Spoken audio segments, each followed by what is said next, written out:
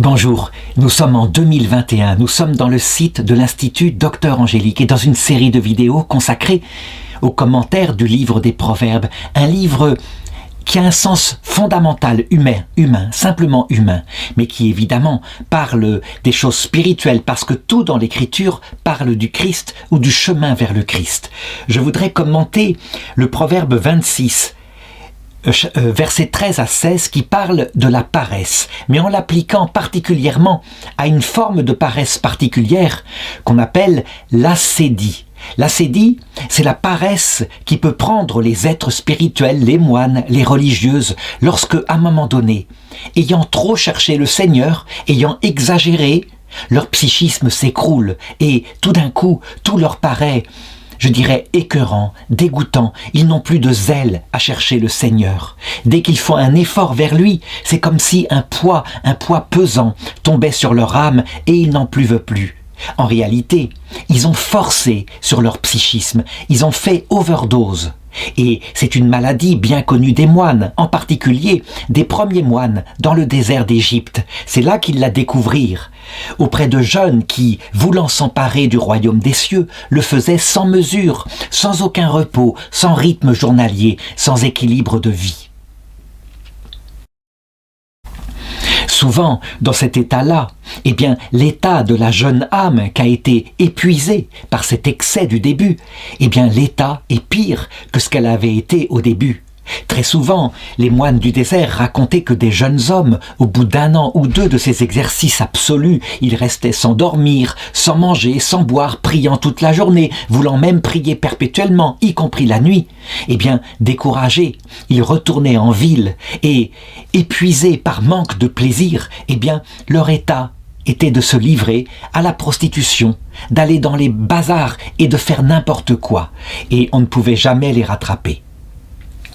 Voilà comment s'applique cette paresse spirituelle et comment ce proverbe pourrait l'illustrer. Voilà comment commence ce verset. Le paresseux dit, un fauve sur le chemin, un lion par les rues.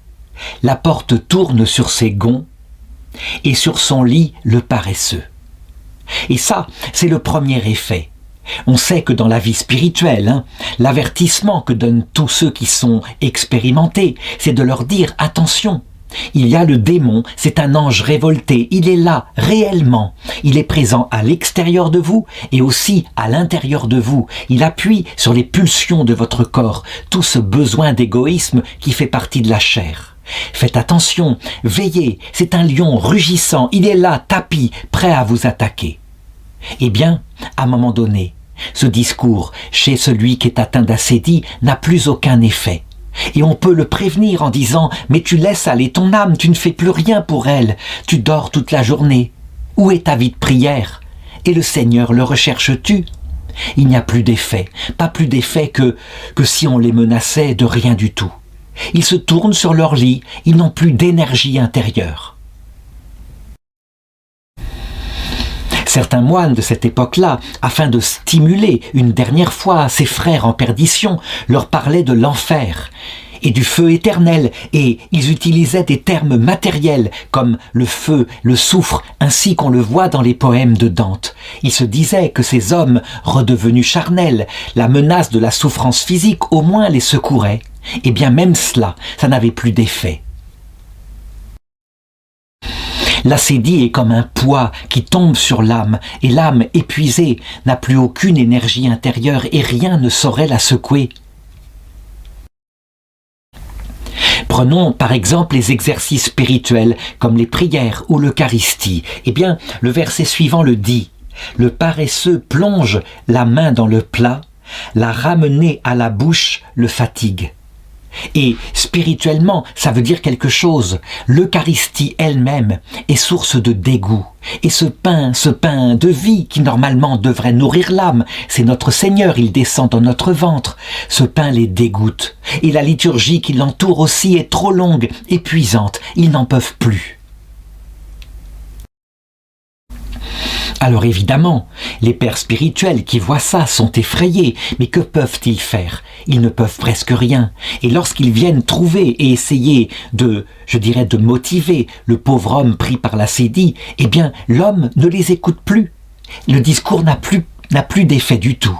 Et on pourrait dire que l'acédie en question, cette paresse spirituelle, fait qu'au bout d'un certain temps, ils se croient sages, ils se croient intelligents, ils sont là, ils ricanent des prétentions du starets et ils disent « Mais non, c'est moi qui ai raison, dormons un peu plus, reposons-nous et ça ira très bien. » Voilà pourquoi le verset suivant dit « Le paresseux est plus sage à ses propres yeux que 7 personnes répondant avec tact. » Et la délicatesse de celui qui les voit dans cette maladie, parce qu'il ne saurait plus les secouer, il a tout tenté, elle non plus ne fait pas d'effet.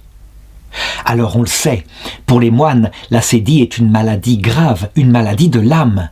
Et donc il faut tout faire pour l'éviter. Au départ, lorsque les moines se mirent en place au IVe siècle, on sait que ce fut d'abord saint Antoine du désert qui réussit à établir, des règles pour être ermite. C'est un moine qui, comme tout jeune, partit plein de zèle et qui, ainsi seul, sans expérience dans le désert, fut attaqué de toutes les façons possibles par toutes sortes de démons.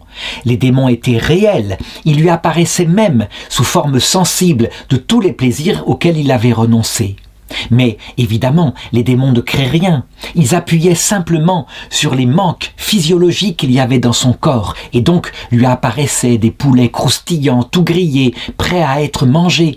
Et l'idée de repartir dans le monde le prenait de plus en plus. Quand il avait mangé, c'était des femmes nues qui tournaient autour de sa tête et marquaient son imagination. On peut dire qu'aucune tentation ne lui fut épargnée. D'abord les plaisirs, puis quand il les dépassa, ce furent les vanités parce qu'il avait réussi. Et puis, pourquoi pas, une fois qu'il s'était débarrassé du regard d'autrui. L'orgueil, la certitude d'être tout de même pas n'importe qui, d'être un moine brillant puisqu'il avait réussi à passer les épreuves. Et c'est vrai qu'à cette époque-là, les moines parlaient en termes d'exploits ascétiques. C'était une période où la philosophie stoïcienne en particulier marquait l'Orient. Et donc, on pensait que par ses efforts, seuls et presque sans la grâce, on conquerrait le ciel. Qu'est-ce qui fit que saint Antoine eut la victoire sur ces démons terribles? Et le premier était moins terrible que le dernier. C'est vrai, l'orgueil, on ne le voit pas. Ce fut son immense humilité. En réalité, il ne se prenait pas pour Dieu. Il voyait ce risque du dégoût spirituel et donc, très vite, il comprit qu'il fallait s'imposer un rythme régulier, un rythme adapté à sa nature humaine. Et donc, il instaura dans son emploi du temps, lui qui était tout seul, des phases de prière, des phases de travail intellectuel, des phases de détente, des phases de sommeil, des phases pour les repas, des phases pour les balades dans la nature. Bref, un équilibre qu'avaient redécouvert aussi tous les hommes spirituels du monde qui cherchaient le sens de la vie. Quand tu tends trop l'arc de l'homme, il casse. Mais si tu ne le tends pas assez, il ne donne plus de musique. Il faut donc trouver le juste milieu. Et c'est ça qu'inventa saint Antoine du désert avec les règles de la vie d'ermite. Il eut très vite des disciples, des jeunes qui disaient « Apprends-nous, Père, comment fuir cette tentation terrible de l'acédie, de la paresse spirituelle ?» Et il les enseignait. Un peu plus tard, un autre moine eut une autre idée de vie monastique. Il se dit « La meilleure méthode, c'est qu'entre frères, puisque nous sommes des chrétiens, nous nous aidions les uns les autres. Et donc, vivre en ermite est une erreur. Il faut d'abord vivre en commun, longtemps, des années. Et les plus vieux, les plus expérimentés, aideront les jeunes à franchir les dangers. » Ce frère s'appelait frère Pacôme. Il devint plus tard saint Pacôme. Et il inventa la vie monastique en commun, ce qu'on appelle la vie cénobitique. Et cela marcha. On raconte que dans le désert, là-bas, à Sété, en Égypte, il y avait des monastères où il y avait plus de 1000, 2000, 3000 moines et des cités entières de moines.